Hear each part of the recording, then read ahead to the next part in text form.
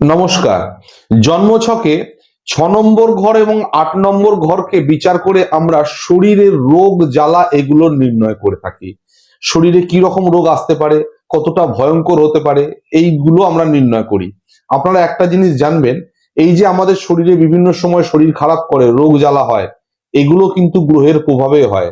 বলা হয়ে থাকে গ্রহেরা সেবা নেবার জন্য কিন্তু আমাদের শরীরে রোগ জ্বালা রূপে মাঝে মধ্যে প্রবেশ করে। যেমন ধরুন আপনার জ্বর হয়েছে, এখন জ্বর কোন গ্রহের প্রভাবে হতে পারে? চন্দ্রের প্রভাবে হতে পারে, সূর্যের প্রভাবে হতে পারে। আপনার যদি ঠান্ডা লেগে জ্বর হয়, তাহলে সেক্ষেত্রে দেখা যায় চন্দ্রের কুপ্রভাবে আপনার জ্বর হয়েছে।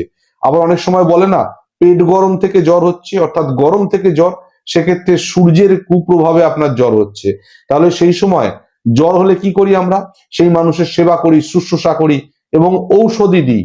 অর্থাৎ আগেকার নিয়ম তো ছিল গাছপাতা বা ভেষজ ঔষধি প্রদান করা। ঠিক সেই কারণেই সেই গ্রহ কিন্তু সেই মুহূর্তে আপনার শরীরে প্রবেশ করে মানুষের সেবা নিতে আসে। অর্থাৎ গ্রহেদের সবসময় কাজ না করে মাঝে মাঝে সেবা নেবারও ইচ্ছা হয়, তাই শরীরে রোগ রূপে প্রবেশ করে সেবা নেয়।